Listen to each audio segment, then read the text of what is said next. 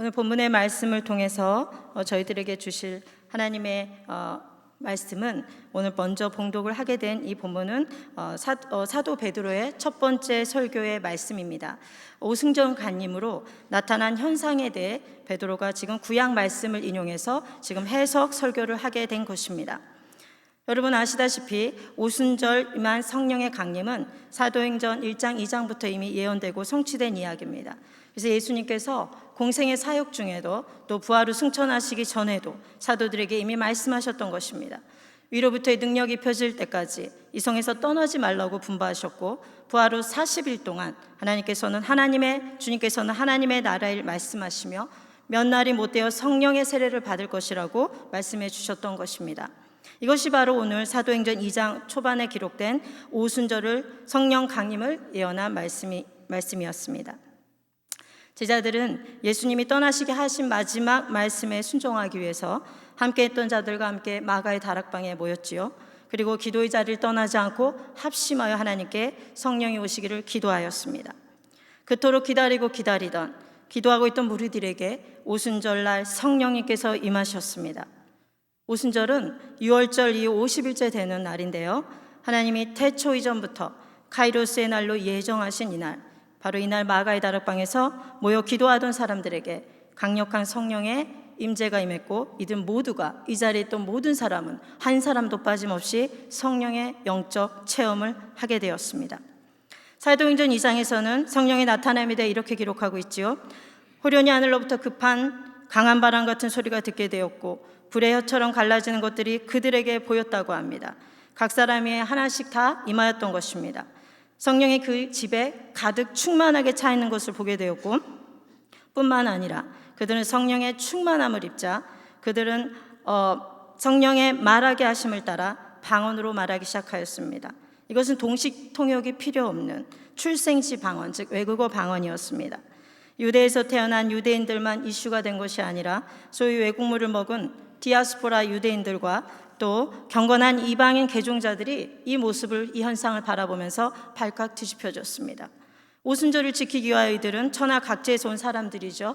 유대 예루살렘에 모여서 이 날을 절기를 지킨 이들이 이날 신기하게도 한 번도 보지 못한 성령의 임재 충만을 이들이 목격하게 된 것입니다. 그들은 자기네 말로 하는 것을 들으며 보며 이들이 배우지 못한 갈릴리 사람들이라 더 놀랬던 것입니다.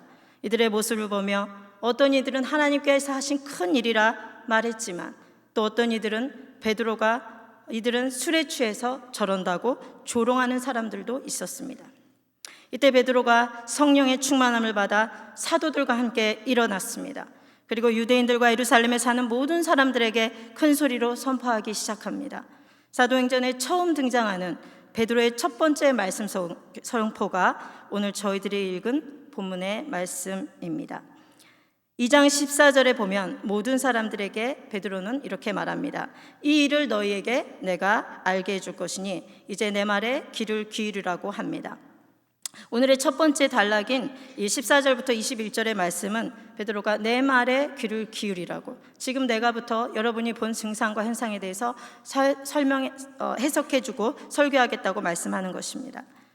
여러분은 지금 성령 강림의 현상에 대해 지금 술에 취했다고 하셨지요. 그러나 오전 9시에 누가 아침부터 술을 먹고 취하겠냐고 말합니다.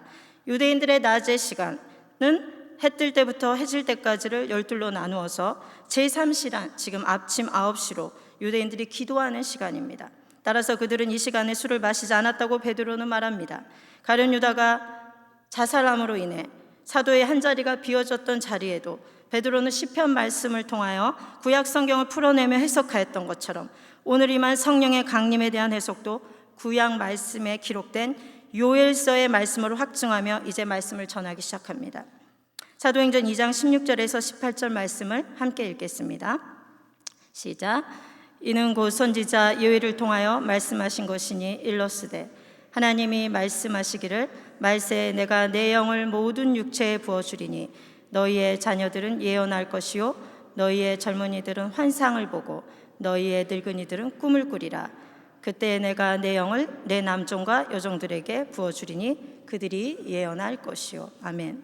베드로는 지금 요엘 2장 28절 이하의 말씀을 인용하여 말씀하고 있습니다. 말세의 내용을, 성령을 말하지요. 모든 육체에게 부어주신다는 이 말씀이 여러분들이 방금 전에 목격한 사건으로 성취됐다는 것입니다. 성령이 모든 육체에 부어졌다는 것은 남녀노소 모든 사람들을 뜻하는 것입니다. 유대인에게만 국한된 것도 아니요, 모든 이방과 열방 민족에까지 임한 것이라고 선포하는 것입니다. 신분의 귀천을 떠나 남종과 여종들에게도 또 자녀들에게도 임한다고 기록되어 있기 때문에, 즉 자녀들은 아들과 딸도 있지요. 여기 다락방에 있었던, 같이 기도했던 분들 중에 여자분들도 계셨기 때문에 성령 강림을 체험한 이들이었기에 요엘의 예언은 더욱 확증해 준 것입니다. 요엘 선지자의 예언대로 성령님이 오셨습니다.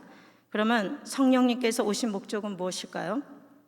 여러 가지 중요한 이유가 있습니다만 가장 중요한 목적은 바로 예수님의 구속의 사건을 모든 육체가 믿어 구원에 이르도록 돕기 위해 보혜사 성령님이 오신 것입니다. 아멘. 보혜사라는 뜻은 파라클레토스라고 헬라어에서 말하는데 그 의미는 곁에서 돕는 자란 뜻입니다. 누구든지 죄에서 구원받을 수 있도록 성령님께서 우리의 마음을 열도록 도우시고 감동케 하시며 구원으로 인도하십니다. 오순절 이전까지는 성령님께서 간원 쪽으로 임하셨습니다. 왕인, 제사장, 선지자 또는 사사들, 하나님께서 그 구원의 역사의 무대에서 사용할 자들에게 성령의 기름을 부으셨다면, 이제 오순절 성령 강림 이후부터는 이 복음이 우주적인 확산을 상징하는 사건이 되었습니다. 그러므로 모든 육체에 성령을 부어준다는 것이며, 이후에서 어떻게 사도행전의 말씀을 통해 성령님께서 유대인이나 이방인들에게 동일하게 성령의 역사와 임재를 허락하시는지 우리는 사도행전 말씀을 읽어보면 알게 됩니다. 또한 성령님은 예수님을 조명하시는 사역을 하십니다. 성령님께서 예수님께 조명을 비추심으로 예수님이 구원의 문입니다. 예수님의 구원의 길이니 예수님께 나아가라고 감동을 주시는 것입니다. 모든 육체에 열어두신 좁은 길을 끝까지 믿음으로 걸어갈 수 있도록 성도들을 도우시기 위해 성령님께서 오순절날 오신 것입니다. 아멘. 이어서 2장 19절 21절을 제가 읽도록 하겠습니다. 또 내가 위로 하늘에서는 기사를, 아래로 땅에서는 징조를 베풀리니 곧 피와 불과 연기로다. 주의 크고 영화로운 날이 이르기 전에 해가 변하여 어두워지고 달이 변하여 피가 되리라. 누구든지 주의 이름을 부르는 자는 구원을 받으리라. 아멘. 역사의 마지막 심판이 오기 전까지 예수 그리스도의 이름을 부르는 자는 구원을 얻게 될 것이다 라는 말씀을 선포하였습니다. 여기서 부르는 자란 뜻은 입으로만 주여 주여 뜻없이 부르는 것을 말하지 않습니다. 예수님의 구원의 사건에 믿은 자의 신앙 고백의 말씀이라 믿는다라는 의미로 이해되어야 할 것입니다. 22절에 오늘 본 말씀에 다시 한번 선포할 때 누구든지 주의 이름을 부르는 자는 구원을 받으리라. 바로 이 말씀을 베드로는 22절로 바로 연결하여서 방금 전에 우리가 고백했고 선포했듯이 성령님의 오신 목적은 예수 그리스도를 높이고 영광스럽게 하기 위함이라는 것을 설명하기 시작합니다. 그러니 베드로는 성령님의 임재의 사건을 술에 취한 것이나 요엘 선지자의 예언이 성취된 것임을 전한 후에 온 세상의 구원자는 예수 그리스도이시니 그분이 하신 사역과 죽으심과 부활하심을 전하는 것입니다. 우리 예수님도 살아계시는 동안 계속해서 제자들에게 전하신 말씀이었죠. 내가 떠나야 보혜사 성령이 올 수 있으며 내가 떠나는 것이 너희에게 유익하다고 말씀해 주셨습니다. 아버지께서 약속하신 성령을 예수님께서 보내주신다 약속하셨기에 오늘 베드로는 성령 강림의 사건을 승천하신 그리스도께서 보내주신 것임을 깨닫고, 예수님께서 보내주신 것임을 깨닫고 성령 충만을 받은 자들은 오늘 기록된 구약의 요엘서 말씀처럼 예언하게 되었는데, 이 모든 것은 결국 예수 그리스도를 향하여 예수님을 믿게 하는 것이라고 선포하는 것입니다. 본문의 두 번째 단락으로 22절에서 32절까지의 말씀을 시작하면서 또 베드로는 모든 사람들을 향하여 이 말을 들으라, 이 말을 들으라, 다시 한번 모든 백성들이 자신의 설교에 집중하게 먼저 선포합니다. 베드로의 설교는 거침없이 담대하게 계속 이어지고 있습니다. 22절에 이 말을 흘려듣지 말고 마음에 깊이 새기며 명심하여 들으라는 것입니다.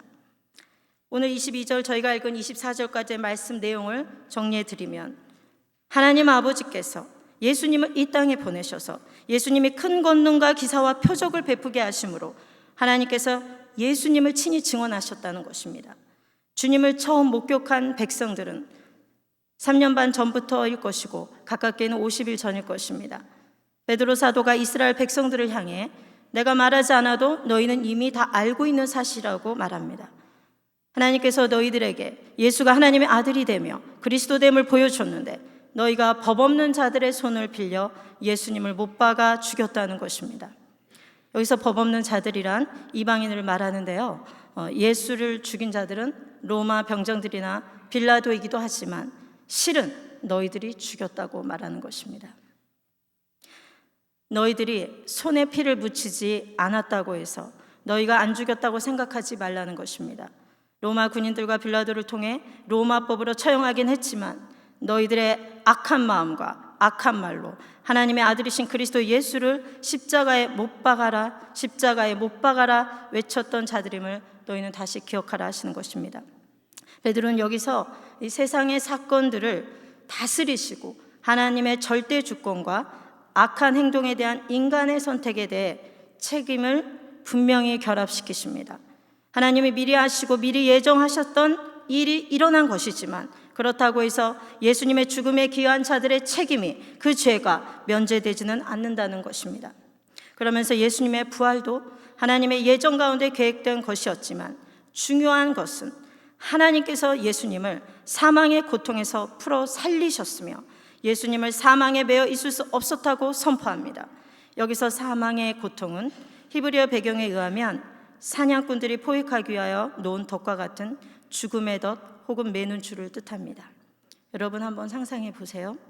덫에 걸려서 피 흘리며 울부짖고 있는 동물들처럼 저희들도 사단의 거짓말에 속아 사단의 말에 순종함으로 인하여 저희들이 창세기 3장 이후에 인류에 태어난 모든 자들에게는 흑암의 그늘 아래 앉아 사망의 고통 가운데 묶여있던 자들이 바로 저희들이었습니다. 그런데 말씀은 우리에게 여기에 소망이 있다고 알려줍니다.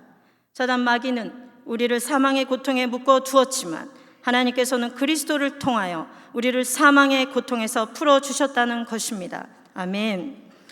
오늘 히브리서 2장 14절 15절 말씀을 함께 읽겠습니다.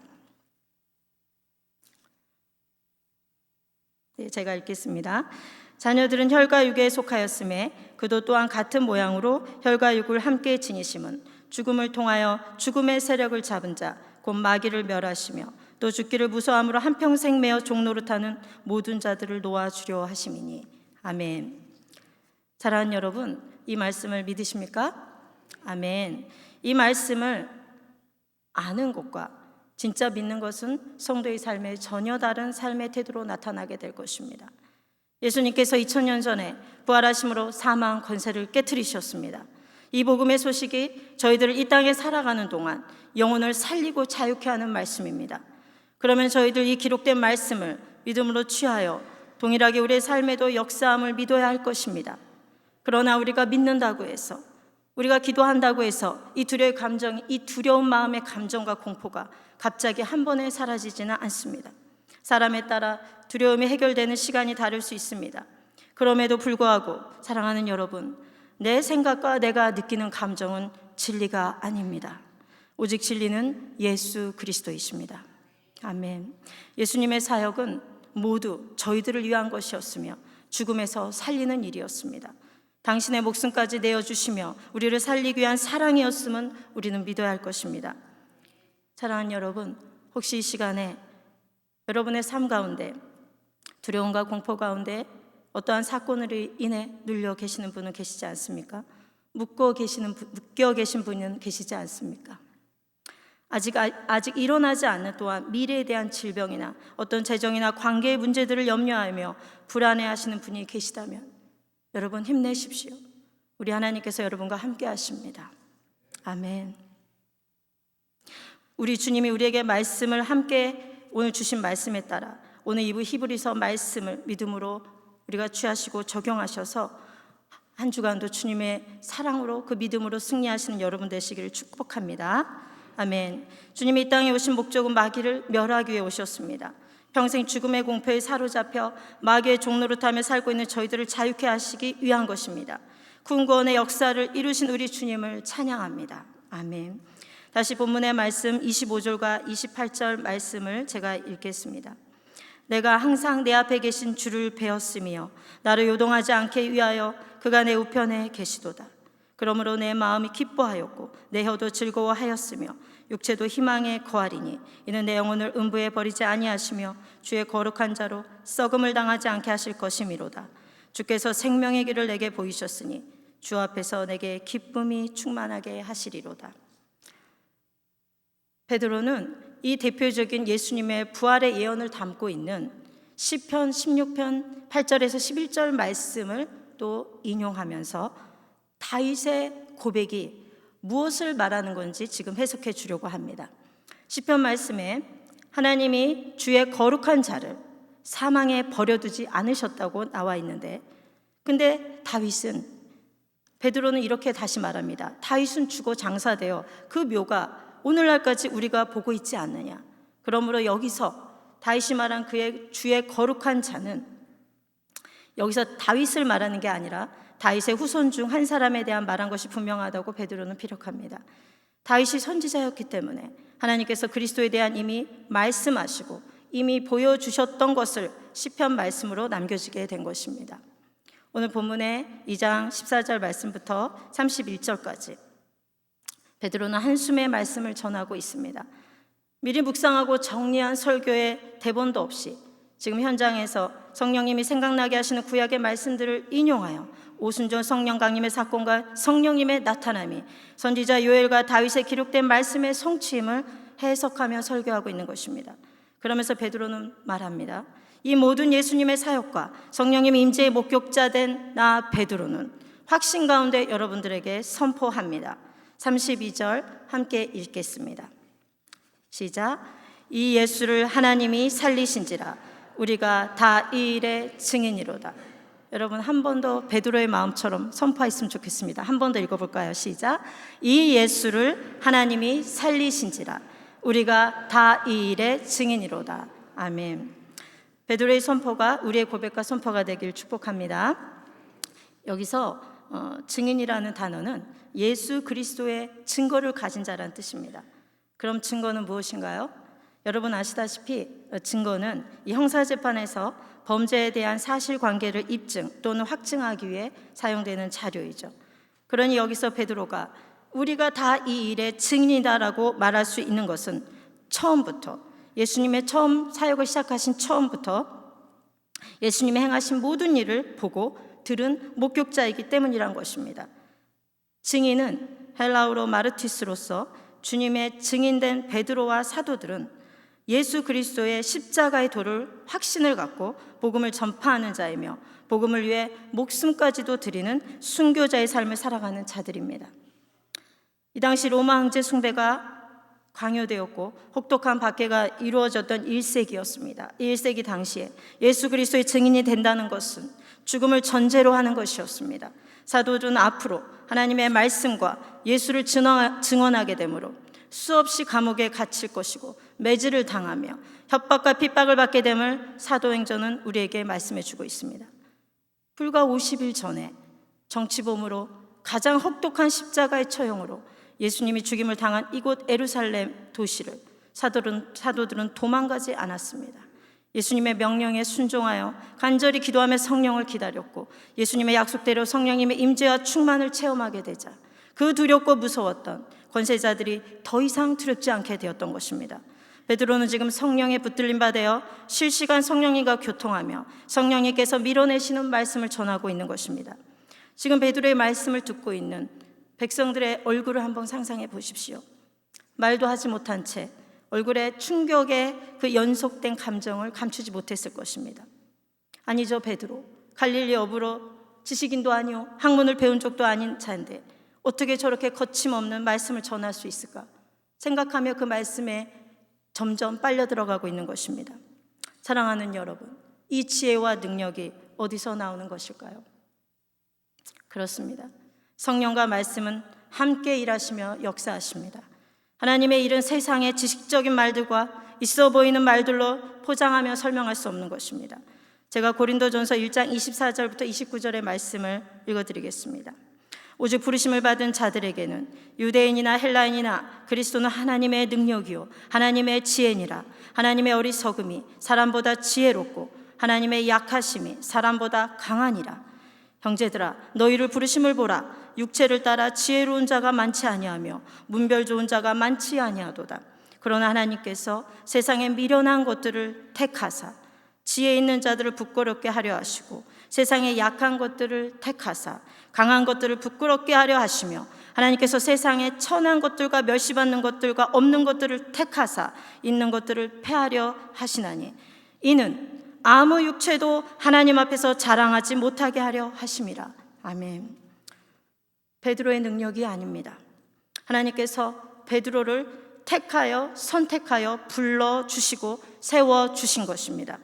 부르심을 받은 자녀들은 하나님의 은혜로 쓰임받는 것에 그저 감사의 고백밖에 할 것이 없습니다. 모든 것을 다한 후에 주인 앞에서 저는 무익한 종입니다라고 겸손하게 고백해야 할 것입니다. 그런데 마치 내가 한 줄로 착각한 순간, 내 힘으로 한다고 생각을 한 순간 우리는 교만의 길에 들어서게 되는 것입니다. 잠언 16장 18절 말씀에 교만은 패망의 선봉이요 거만한 마음은 넘어짐의 앞잡이라고 했습니다. 이 말씀을 기억하며 아무도 그 누구도 하나님 앞에서 자신의 육체의 한 일을 자랑하는 어리석은 삶이 되지 않도록 날마다 주님이 하셨습니다, 하나님이 하셨습니다 고백하는 저와 여러분이 되시길 주님의 이름으로 축복합니다. 이후의 말씀을 통해 33절부터 35절에 이렇게 말씀이 이어지고 있습니다. 하나님이 오른손으로 예수를 높이심에 그가 약속한 성령을 아버지께 받아서 너희가 보고 듣는 이것을 부어주셨느니라. 다윗은 하늘에 올라가지 못하였으나 친히 말하여 이르되 주께서 내 주에게 말씀하시기를 내가 내 원수로 내 발등상이 되게 하기까지는 너는 내 우편에 앉아 있으리라 하셨도다 하였으니, 베드로는 지금 이 승천의 사건도 시편 110편 말씀에 대한 성취라고 지금 확증하고 있습니다. 오늘 사도행전 2장 35절의 말씀에 여기에 나온 말씀의 이 첫 번째 주는 하나님을 말하는 것이고 뒤에 나오는 주는 다윗에게 약속된 후손 곧 메시아 그리스도를 말하는 것입니다. 화면에 띄워주신 것을 보시면 더 이해가 쉽죠. 제가 이것을 다시 그러면 주어를 바꿔서 제가 읽어드리도록 하겠습니다. 하나님이 내 그리스도에게 말씀하시기를 하나님이신 내가 내 원수로 내 발등상이 되게 하기까지 너는 내 우편에 앉아있으라 하셨도다. 다윗은 성령의 영감을 받아 자신의 혈통에서 나올 후손이 그리스도임을 알았기 때문에 그를 가리켜 주라고 불렀습니다. 하나님과 그리스도가 마치 서로 마주보고 대화하시는 장면을 다윗이 기도 중에 환상 중에 본 것처럼 그것을 시편 말씀 110편 말씀에 기록해 놓은 것입니다. 이 얼마나 놀라운 말씀입니까? 다시 정리하면 지금까지 베드로의 설교를 정리해 드리면 요엘서 2장 말씀으로는 성령 강림에 대한 해석을, 시편 16편 말씀으로는 예수 그리스도의 부활에 대한 확정을, 또 시편 110편 말씀은 예수님의 승천에 대해 구약 말씀으로 확증하고 있는 것입니다. 성령의 말하게 하심을 따라 설교를 하고 있던 베드로는 이제 마지막으로 이 말씀을 핵폭탄처럼 이스라엘 백성들 앞에 던져버립니다. 오늘 세 번째 단락인 36절에서 38절 말씀 제가 읽겠습니다. 그런즉 이스라엘은 온 집은 확실히 알지니 너희가 십자가에 못 박은 이 예수를 하나님이 주와 그리스도가 되게 하셨느니라. 그들이 이 말을 듣고 마음에 찔려 베드로와 다른 사도들에게 물어 이르되 형제들아 우리가 어찌할꼬 하거늘. 베드로가 이르되 너희가 회개하여 각각 예수 그리스도의 이름으로 세례를 받고 죄 사함을 받으라. 그리하면 성령의 선물을 받으리니. 이 메시지를 듣고 있는 이스라엘 백성들 중에는 십자가 처형의 현장에 서 있었거나 가까이서 들었던 본자들일 것입니다. 유월절과 오순절은 유대인의 성인 남자라면 누구라도 이 절기에 참여해야 하기 때문입니다. 베드로의 메시지를 듣고 있던 이스라엘 백성들은 처음에는 당혹스럽고 이 말씀을 받아들이기 어렵고 정하였을 것 같습니다. 그러나 또 부인할 수도 없었던 것은 빌라도는 예수가 죄가 지은 게 없다, 십자가에 처형할 죄목을 찾기 못했기 때문에 풀어주려 했습니다. 그러나 정치와 야합한 종교 지도자들이 오히려 빌라도를 협박하였고 예수를 십자가에 못 박으라 외쳤습니다. 그리고 이에 동조하지 않고 따르지 않는 사람들은 유대교에서 퇴출하겠다고 협박하며 이미 알렸기에 힘없는 군중들은 군중들 안에서 침묵으로 또는 십자가에 못 박으라 소리 지르며 동조했기 때문에 결론 우리가 예수님을 십자가에 못 박은 자가 맞다라는 생각이 마음속에서 스물스물 올라오기 시작하였고, 그러면서 마음이 찔리기 시작하였습니다. 그 다음 어떻게 해야 할지 몰라 베드로와 사도들에게 나아가 묻습니다. 주와 그리스도가 되신 예수를 우리가 죽였으니 사도들이여 그럼 우리는 어찌해야 한단 말입니까? 그러면서 자신들이 하나님 앞에 엎드려 기도하게 됩니다. 화로다 나는 망하게 되었습니다. 주여 나는 죄인입니다. 영적 파산 선고를 받은 자의 마음으로 백성들은 하나님 앞에서 한 명씩 두 명씩 꼬꾸라지기 시작합니다.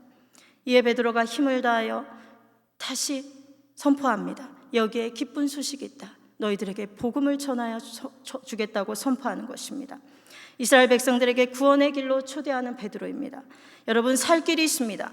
내가 망했다고, 내가 아무 죄 없는 예수님을 십자가에 못 박은 죄인이라고 고백하는 자에게는 하나님께서 은혜의 손으로 당신들을 일으켜 주실 것입니다.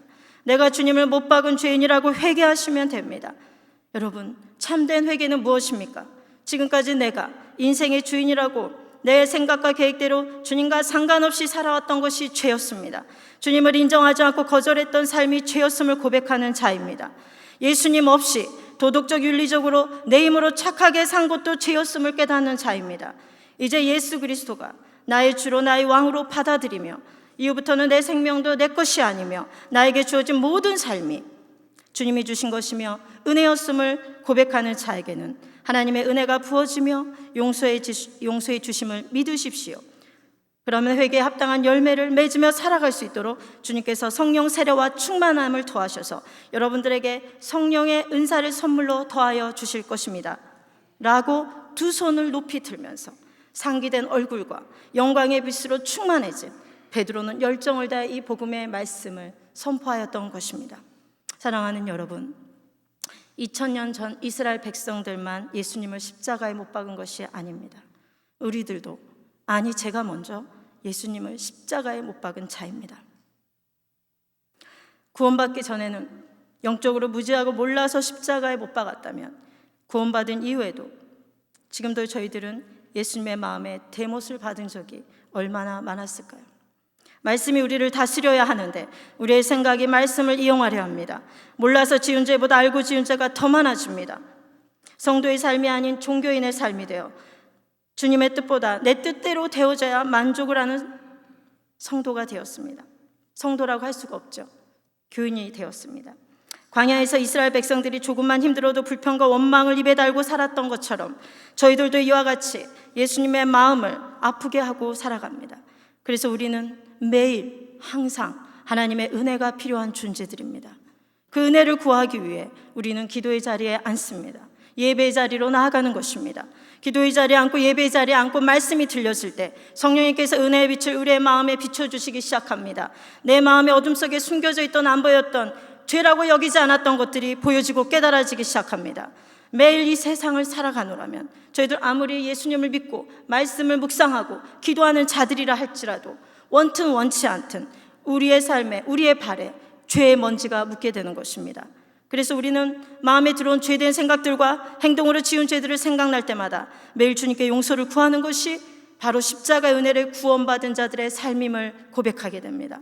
사랑하는 여러분, 주님을 사랑하면 말씀대로 살고 싶은 갈망이 일어나도록 성령님께서 도우십니다. 그리고 내 육의 생각이 성경적 가치관 말씀으로 기준할 수 있도록 도와줍니다. 말씀이 맞습니다. 그리고 말씀 기도 가운데 깨달음의 은혜가 부어졌다면 내 생각인지, 지금 하고 있는 이 생각이 내 생각인지, 사단이 놓아준 생각인지, 하나님께로 온 말씀인지 우리는 반드시 분별하게 되어 있습니다. 왜냐하면 우리 안에 내주하시는 성령 하나님께서 우리에게 죄된 생각과 말을 할 때마다 우리의 마음이 불편하도록 깜빡깜빡 신호를 주기 때문입니다. 그러니 우리는 이 마음을 날마다 점검하면서 우리의 마음속에 담겨져 있는 생각했던 것들이 입술의 말로 나오기 때문에 저희들은 더욱 주님께 여쭈어보며 우리의 마음의 동기가 주님의 뜻에 맞기를 더욱 구하여야 되겠습니다. 말씀을 마무리하겠습니다. 사도행전 2장은 오순절날 성령의 강림으로 역사하신 사건으로 시작하여 이 현상을 바라본 자들의 놀람과 조롱에 대해 베드로가 성령 강림에 대해 메시지를 전하였고, 마지막에는 이스라엘 백성들에게 복음을 선포하면서 구원의 초대를 하고 있는 것으로 끝나는 것입니다. 사랑하는 여러분, 혹시 지금 여기에 계신 예배를 드리시는 성도님들 중에도 아직 구원의 확신이 없는 분들이 계십니까? 가족들이나 지인들의 인도로 오신 분들이 계신다면 그 발걸음을 주님의 사랑으로 축복합니다. 하나님이 예정하심과 인도하심이 없다면 저희들은 그 누구도 여기에 앉아 있을 수 없기 때문입니다. 로마서 10장 17절 말씀에 보면 믿음은 들음에서 나며 들음은 그리스도의 말씀으로 말미암느니라. 그렇습니다. 믿음은 그리스도의 말씀을 들을 때 믿음이 생겨나고 시작되고 자란다고 하는 것입니다. 이어서 로마서 10장 9절 10절에 내가 만일 내 입으로 예수를 주로 시인하며 또 하나님께서 그를 죽은 자 가운데서 살리신 것을 내 마음에 믿으면 구원을 받으리라. 사람이 마음으로 믿어 의에 이르고 입으로 시인하여 구원에 이르느니라. 아직 구원의 확신이 없는 분들은 말씀에 듣는 자리, 말씀을 양육받는 자리로 더 나아가시기를 축복합니다. 주일 예배 한 번의 설교로는 부족할 수 있습니다. 여러분의 삶의 터전에서 말씀을 통독 읽기 시작하시고 잘 이해가 안 되고 좀 더 배우고 싶다는 생각이 드시면 저희 교회에 양육하고 있는 말씀 공부에 참여하셔서 살아계신 하나님을 더 알아가시고 더 경험하시고 만나는 축복이 있으시기를 주님의 이름으로 축복합니다. 또한 이곳에 계신 구원의 확신 가운데 사명자라 살아가고 계시는 성도 여러분들에게도 권면하며 축복합니다. 회개는, 참된 회개는 처음 주님만 만날 때만 하는 것이 아님을 저희들이 압니다. 구원의 시작과 함께 다시 오실 주님을 만나 뵐 때까지 계속해야 하는 것입니다. 여기서 제가 말하는 회개는 눈물을 흘리고 마음 시원해지고 감정적 경험만으로 그 느낌의 시원함만을 말하는 것이 아닙니다. 물론 우리가 기도할 때 성령님께서 우리의 마음을 만져주시고 치유하시고 회복하시기 때문에 치유의 눈물을 흘러주십니다. 그러나 우리는 한 걸음 더 나아가 회개에 합당한 열매를 맺고자 주님의 성품처럼 변화되고 성장하여서 아무리 작은 죄라도 민감하게 반응하는 삶이 되시기를 주님의 이름으로 축복합니다. 사랑하는 여러분, 모두에게 도전하며 축복하며 격려드립니다. 오늘 성령의 충만과 권능을 받아 말씀을 전하는 베드로는 이전의 베드로가 아닌 이제 진리의 말씀의 사도가 되었습니다.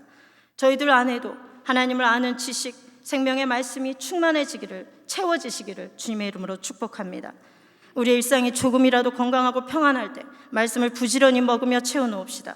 말씀을 암송하고 마음에 새기며 준비하여서 주님이 쓰시려 하실 때에 저희들 어린 나귀처럼 겸손하게 순종하기를 원합니다. 그리고 삶을 살아가다가 예기치 못하는 고난의 풍랑을 맞이하여 두려움과 염려로 마음이 고통스러울 때마다 우리 안에 내주하고 계시는 성령님께서 꼭 이때에 필요한 말씀을 달라고, 생각나게 해달라고 기도하는 저와 여러분이 되기를 원합니다. 이 진리의 말씀들이 성령님의 도우심을 통해 우리의 믿음이 흔들리거나 요동하여도 끝까지 넘어지지 않고 실족되지 않도록 지켜주시고 도우실 것입니다. 사랑하는 여러분, 하늘로 올려지신 예수님은 하늘로 가신 본 그대로 다시 오신다고 약속하셨습니다. 역사의 마지막 때를 살아가고 있는 저와 여러분에게 오늘 본문의 말씀을 통해 들려진 성령님의 음성은 무엇입니까? 성령님의 음성을 들으셨다면 그 음성을 따라 믿음으로 순종하셔서 300년 동안 주님과 동행하며 걸어갔던 에녹의 살처럼, 그래서 하나님이 너무나 기뻐하셨던 그 삶처럼 한 주간도 말씀으로 승리하시는 삶이 되시기를 주님의 이름으로 축복합니다. 기도하시겠습니다. 사랑의 하나님 아버지, 오늘 본문의 말씀을 통해 말씀을 깨닫는 은혜를 주셔서 감사합니다. 받은 말씀을 기억하며 한 주간도 주님만 더 사랑하게 하시고 삶 속에서 그 사랑을 나타내며 복음을 전하는 삶이 되기를 기도합니다. 한 영혼이 천하보다 귀하다 하셨으니 저희들 주님이 오시는 그날까지 성령님의 충만을 받으며 좁은 길 걸어가도 밤낮 기뻐하는 삶으로 살아가게 하여 주시옵소서. 감사드리며 존귀하신 예수님 이름으로 기도했습니다. 아멘.